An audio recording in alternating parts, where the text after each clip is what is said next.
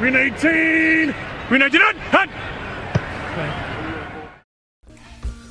가봅시다. 먼저 시작할 팀은 바로 미네소타 바이킹스입니다. 시즌 전에 사실 바이킹스가 이길 거라고, 이렇게 잘할 거라고 생각하는 사람들이 많이 없었을 거예요. 저를 비롯해서도 대부분 뭐 그 정도로 잘하겠어 라는 느낌이 있었는데 생각보다 더 많이 잘하는 팀이 되어버렸습니다.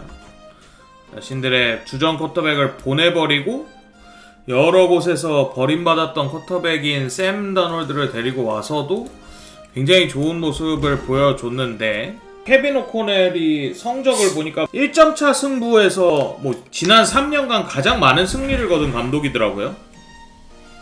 네, 이 정도로 반복이 되면은 실력이다 라는 생각이 들 정도로 굉장히 그 결정적인 순간에 승리를 잘 하는 감독이 되었고, 이번 시즌에는 전체적으로 그래서 팀이 여러 강점들이 있겠지만 뭐 보시다시피 공격력도 막해 나쁜 수준까지는 아니에요. 특히나 이 빅플레이 능력이 굉장히 좀 좋은 팀인데, 이 팀이 사실 무엇보다 강력한 거는 수비입니다. 여기서 보시다시피 수비 지표가 진짜 어마어마해요. 아마 리그 지금 제1의 수비일 건데, 러닝 수비, 태클, 뭐 커버리지 모든 면에서 커버리지 좀 부족하지만 요 세 개 다 높고, 무엇보다 놀라운 거는 EPA랑 DVOA가 굉장히 높다는 건데, 상대의 폭발력 플레이를 얼마나 잘 잠재우냐에서 완벽하게 차단을 한 걸 볼 수 있고요.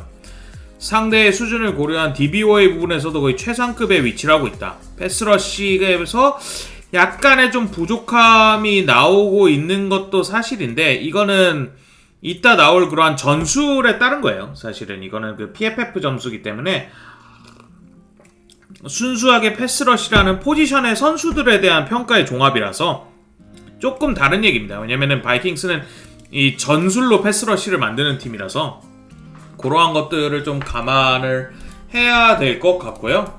공격부터 봅시다. 자, 이게 주전진이라고 보시면 될 것 같고, 이게 공격적 스탯이라고 보시면 될 것 같아요. 사실 득점이랑 전진야드 부분에서는 탑10 언저리 정도라고 보이면 되고, 패스를 생각보다 굉장히 안 하는데 패스 관련 성적이 엄청나게 좋은 팀입니다. 사실은 보시다시피 패싱 시도는 리그 22위에도 불구하고 패싱 터치다운이랑 둘 다 탑10 안에 드는 성적을 보여주고 있고요. 레드존 성공률이 그리고 그 마찬가지로 굉장히 높아요. 여기 보시면은 롱패스 플레이가 1위인 걸 볼 수 있죠, 지금. 그래서 상당히 이 팀은 샘 다놀드에게 기대고 있다, 우리의 생각보다 훨씬 더 샘 다놀드에게 기대고 있다라는 거를 느낄 수 있게 하는 그러한 지표들을 보여주고 있습니다. 스탯적으로 보면. 그러면 선수진들을 조금 더 한번 볼까요?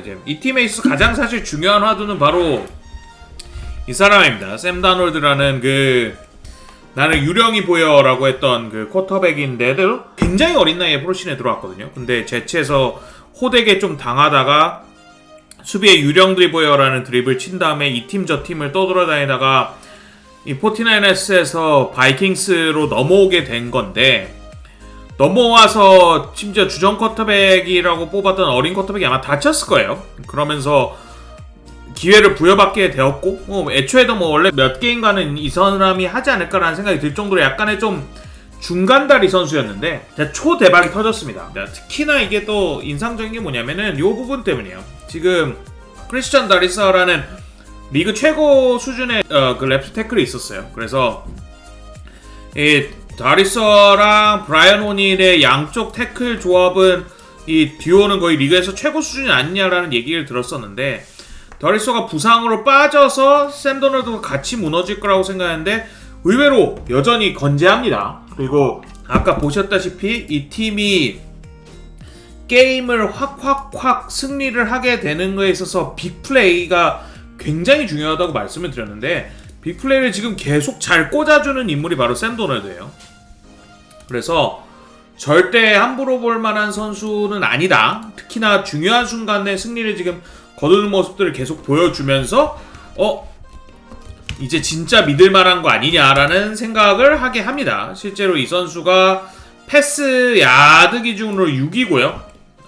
터치다운 기준으로 보면 5입니다. 그래서 되게 여러 면으로 리그 탑 10급 쿼터백의 활약을 보여주고 있어요. 그래서 확실히 좀 포텐이 터졌고 플레이오프에서 분명히 좀 생각보다 뭘 좀 할 수 있겠는데 정도의 수준의 선수는 분명히 되는 것 같아요. 그래서 네, 이 샘 다널드가 정말 잘하는 것 중에 하나가 뭐가 있냐면 기동력이 굉장히 괜찮고요. 생각보다 포크의 기동력이 시즌 초반에는 상대로부터의 압박이 들어올 때 좀 무력한 모습을 보였었는데 후반부로 갈수록 승리를 좀 계속하면서 게임에 대한 자신감이 확 차오른 게 느껴져요. 그냥 자신의 다리를 이용해서 플레이를 연장시키는 장면이 시즌 후반부에 갈수록 많이 나오고 있고, 이게 나중에 뭐 얘기될 그의 롱패스 능력과 시너지가 굉장히 좋아서 바이킹스의 러닝게임 의존도가 최근 떨어짐에도 불구하고 엄청난 연승을 거두고 있는 이유 중에 하나는 바로 샘 도널드 때문입니다. 그리고 빅패스 능력이 진짜 좋습니다. 근데 이러한 빅패스가 굉장히 좀 궁합이 잘 맞는 이유가 요 양쪽의 두 명의 리시버가 패스 능력이 기깔나서 좋아요. 이 두 선수가 저스틴 제퍼슨은 뭐 리그에서 두말하면 잔소리가 나오는 선수예요. 야드 기준으로 리그 2위고요. 터치다운기 기준으로는 리그 4위입니다. 그래서 진짜 말도 안 되는 활약을 계속 보여주고 있는 선수고, 지금 아마 얘보다 확실히 잘하는 리시버가 누구냐라는 말에 대해서 아무도 대답을 못할 거예요.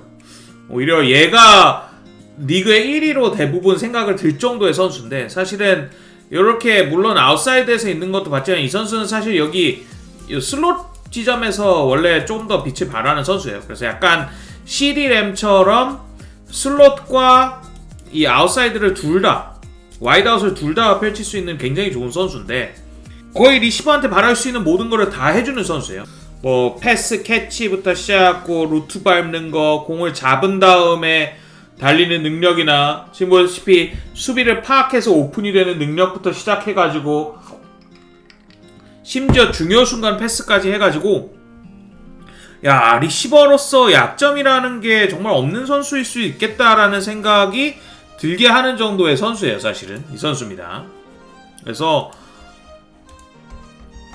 대단히 강력하고요. 수비들의 눈길을 끌어가지고 여차저차한 상황에서는 다른 리시버들한테 기회를 주는 능력도 대단히 뛰어나고, 중요한 순간에는 자기가 해줄 수 있는 능력도 사실 너무 뛰어나가지고 거의 약점이 없어요. 아무튼 그의 반대 선수인 조던 에디슨조차도 나쁘지 않아요. 리시빙 리드 32위라서 저스틴 제퍼슨의 짝꿍으로서 그 빅플레이에서 샘 더널드의 팔을 굉장히 잘 활용하게 만드는 선수예요. 마지막으로 TJ 호킨슨도 이제 부상이 좀 있었지만 회복을 하면서 지금 리그에서 굉장히 강력한 무기 중에 하나거든요. 그래서 요런 정도까지 한 그 리시버 무기들이 굉장히 좋고요. 그래서 바이킹스의 공격이 생각보다 약점이라고 할 만한 게 많이 없어요. 새 깊은 곳, 여기가 깊은 곳, 여기가 짧은 곳, 그리고 여기가 만능, 이런 식으로 해가지고 필드의 모든 것을 노릴 수 있고, 거기다 에런 존스라는 이 런닝백의 활약이 더해지기 시작하면은 사실은 굉장히 막기 힘들어지는 팀 중에 하나가 바로 바이킹스입니다. 지금 현재 에런 존스가 리그 10위 러닝 야드고요. 터치다운이 좀 부족해요. 터치다운이 좀 부족한데, 이 에런 존스가 러닝을 하게 되는 거는 이러한 딥플레이가 펼쳐질 때 그 밑 공간을 활용하는 능력이 굉장히 좋고요. 그래서 이 팀 공격에서 가장 주의해야 될 인물은 사실 케빈 오코넬 감독일 수 있어요. 뭐 이 선수들을 굉장히 잘 활용하는 거의 점도 있고, 아까 말했듯이 한 공격권차 승부의 도사이기도 한데 승부가 걸린 순간에 승부수를 잘 던지는 뜻이기도 하거든요. 이 감독이 임하는 게임들을 보게 되면 굉장히 잘하는 것 중에 하나가 상대팀에 대한 분석이 굉장히 디테일하고, 그 상대팀의 약점을 찾아내서 공략하는 전술을 굉장히 잘 짠다는 겁니다. 이러한 여러 점들이 조합되면서 탑 10권의 공격을 가지고 있는 것이 바이킹스예요. 조금 약점이라고 할 수 있는 점은 그러면 그렇다면 무엇이냐? 저스틴 제퍼슨은 사실 굉장히 꾸준하거든요. 근데 에런 존스가 부상의 이력도 있고 살짝 좀 꾸준함이 좀 덜한 편이고요. 샘 더널드가 과연 플레이오프 무대에서 자신이 원하는 그러한 모습을 해줄 수 있냐에 대한 불안점은 사실 여전히 있습니다. 왜냐면 우리가 아직까지 그러한 모습을 본 적이 없으니까. 근데 뭐 지금까지 보여준 모습은 그걸 충분히 할 수 있겠다 싶지만 그래도 역시나 그러한 모습을 아직까지 보여준 적은 없다. 자, 근데 그럼에도 사실 좀 괜찮을 수 있는 게 이 팀의 수비 때문이에요. 이 팀의 진정한 강점은 사실은 수비라고 봐도 될 정도인데, 이 브라이언 플로레스라는 수비 코치입니다. 브라이언 플로레스에 대한 얘기도 조금 굉장히 긴데, 이 인물이 이제 옛날에 그 마이애미의 감독이었어요. 그래서 마이애미의 감독으로 해가지고 규율, 기강 이런 거를 굉장히 중요시하는 감독이거든요. 몇 안 되는 그 빌벨라치케 감독의 그러한 직계 중에 성공한 인물인데, 그래서 이런 규율 기강으로 인해서 이 하위권의 수비 재능들을 가지고 중위권 정도의 수비팀을 만드는데 엄청난 실력을 보여줬단 말이에요, 마이애미에서. 그래서 근데 문제는 수비 코치 출신들이 겪는 것 중에 하나지만 공격이 그만큼 안 따라와요. 그래서 결국 이게 안 되겠다 해갖고 마이애미 돌핀스에서 잘리게 되거든요. 그래서 잘려서 이 사람이 이제 바이킹스로 돌아오게 됐거든요. 근데 바이킹스로 돌아와서 진짜 자신의 클래스를 유감없이 보여주고 있습니다. 어마어마한 수비 코치로는 제 생각에는 지금 리그에서 하면 한 3손가락 안에 들지 않을까라는 생각이 들어요. 이 사람이 되게 특이했던 게 뭐냐면은 사실 마이애미 시부터 해갖고 이 하위권의 수비진을 갖고 아까 중위권 정도? 중상위권 정도로 만드는데 굉장히 잘한다고 말했잖아요. 그래서 그게 작년에도 똑같이 바이킹스로 오면서 그걸 또 보여준 거예요. 근데 작년 후반기에 선수들이 부상을 당하고 그 전술이 어느 정도 파해가 되면서 폼이 다시 그냥 중하위권으로 떨어졌거든요. 근데 올해는 아까 보셨다시피 자기 선수들을 1년 딱 가지고 있게 되니까 지금 시즌 최후반부가 됐는데도 수비 지표들 무시무시합니다. 진짜 무시무시해요 정말. 이게 이렇게 간과를 할 수 없는 게 아까 말씀드렸다시피 이 DVOA라고 해갖고 상대 수준을 고려한 수비 스탯을 봤을 때도 사실 최상이거든요.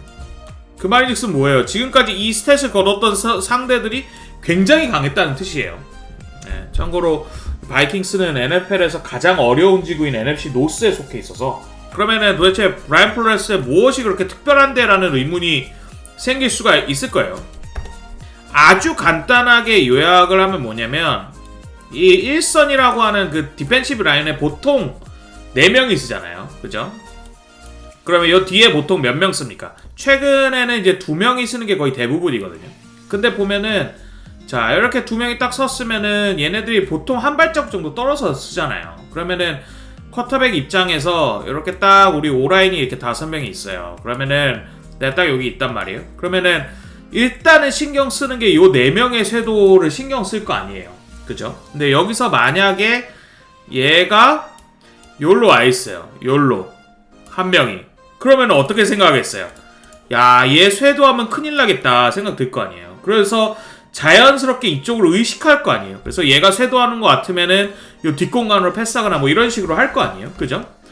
근데 여기서 심지어 원래 옆에 있는 코너백이 여기에 원래 있어야 되는데 얘도 심지어 쓱 해갖고 요로 와요. 요로. 그러면은 이거 뭐지?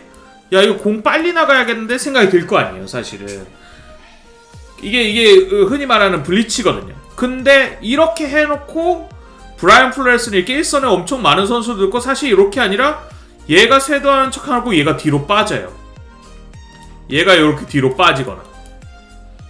뭐 왠지 알겠죠? 그러니까 쿼터백 입장에서는 얘가 여기 있으니까 여기 안내 하고 얘도 처음에 쇄도하는 것 같길래 요로 패스했는데 얘가 갑자기 내가 있지롱 하고 공을 탁 쳐내는 거예요. 이런 식으로 일선에 정말 많은 수를 두고는 블리츠를 하루 종일 해요. 하루 종일 하고 할 때마다 어쩔 땐 다 들어가고, 어쩔 땐 한 명 빠지고, 어쩔 땐 얘가 빠지고, 어쩔 땐 다 들어가고, 어쨌든 요 뒤에 있던 애가 갑자기 들어오고, 막 이런 식으로 블리츠를 진짜 말도 안 되게 하는 인물 자체 하나가 바로 브라이언 플로레스입니다. 그래서 여기 보시다시피 블리츠율이 1위예요. 그러니까 거의 쿼터백 입장에서는 야 이게 진짜 시종일관 그 목숨이 위협이 느껴지는 상황인데 그 중에 몇 개는 페이크고 막 이렇게 되는 거예요. 그래서 많은 선수가 주는 것에 대한 압박을 정말 기가 막히게 활용하는 인물이 브라이언 플로레스입니다. 특히나 이게 올해 제 생각에는 조금 더 의미하는 게 크냐면 브라이언 플로레스 수비진 전술에서 이제 이선 수비진은 대부분 이렇게 최후방에 2명을 준 채로 나머지 선수들은 지역 수비를 하는 경우가 많아요. 그러다 보니까 이 특급 쿼터백을 만났을 때 지역 수비가 딱 파해가 되면은 플레이를 내주는 경우가 좀 많았었는데 올해 자기 구미에 맞는 선수들을 딱 영입을 하면서 특히나 이선 수비진에서 이제 스테판 길모어나 뭐 바이런 머피의 성장이나 이러한 요소들이 하면서 시즌 후반부에 들어서면서 점점 어느 정도의 획일화된 지역 수비, 작년에 보여줬던 그런 지역 수비에서 맨투맨 수비를 조금씩 활용을 하고 있어요. 그러니까 자기 선수들 그만큼 믿게 되는데 이 변주가 굉장히 좀 큰 영향을 미치고 있고요. 상대 공격 입장에서도 특히나 최근 패커스전에서 이러한 지역 수비를 주력으로 삼을 줄 알았는데 맨투맨으로 나오면서 완전 상대를 압살했었고 여튼 이러한 식의 그 수비가 정말 강력한 팀이 바로 미네소타 바이킹스입니다. 그래서 그 수비진을 조금 보자면 엄청난 에이스가 있진 않아요. 뭐 피츠버그 스틸러스의 TJ 왓이나 뭐 리그를 대표할 만한 선수가 있는 팀은 절대 아닙니다. 그래서 사실 이 브라이언 플로레스의 위용이 더욱더 빛나는 거예요. 네. 그럼에도 불구하고 굉장히 좋은 선수들은 많아요. 뭐 여러분 다른 스포츠도 그렇지만 이렇게 전술만으로 승부를 봐서 굉장히 좋은 모습을 보여주는 팀은 대부분 이 S급이 없어도 A급이 굉장히 많은 경우가 많거든요. 이 전술 이해도가 높은 흔히 말하는 이 A급 선수들이 많은데 그러한 선수들이 요 1선입니다. 특히나 올해 영입한 조나단 그리나드나 앤드류 반긴클은 이 두 명의 엣지 러셔들과 함께 올해 뽑은 달라스 터너, 올해 아마 1라운드에 뽑았을 건데 이 세 명의 인물이 들어가는 듯 했다 빠졌다가 뭐 이때는 얘가 들어가는 듯 하다 빠졌다가 이게 얼마나 복잡하겠어요. 전술적으로 사실은. 조나단 그리나드는 지금 팀 내 압박 1위고요. 여기가 2위입니다. 그래서 이 두 선수의 복합적인 움직임이 굉장히 좋고 중간에 허리를 잡아주는 블레이크 캐시맨도 굉장히 뛰어난데 그리고 또 한 명 언급을 하고 싶었던 선수가 있는데 바로 바이런 머피예요. 지금 이 코너백 역할을 바이킹스에서 해주고 있는데 올해 약간 커리어 최고의 해를 보내고 있지 않나라는 생각을 하게 됩니다. 예, 아까 말씀드렸지만 여러 명의 선수들을 일선에 배치를 하고 거기서 인한 혼선으로 인해서 쿼터백에게 패스를 빠른 타이밍에 강요를 하는 거잖아요. 결국 쿼터백이 원하는 타이밍이 아니라 빠른 타이밍에 계산을 하다 보니까 그럼 그만큼 코너백한테 보통 기회가 가거든요. 그럼 브라이언 플로레스가 정말 올해 제 생각에 잘하고 있는 것 중에 하나는 그 공을 낚아챌 수 있는 이선 수비가 필요할 거예요.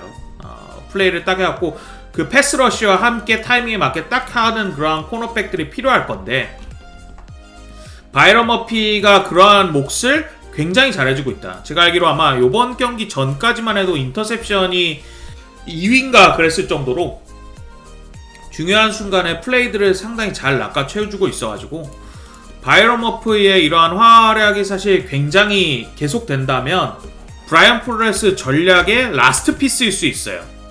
그래서 요 정도가 바이킹스 수비에 대한 이야기다. 바이킹스 팀에 대한 이야기지 정확히는.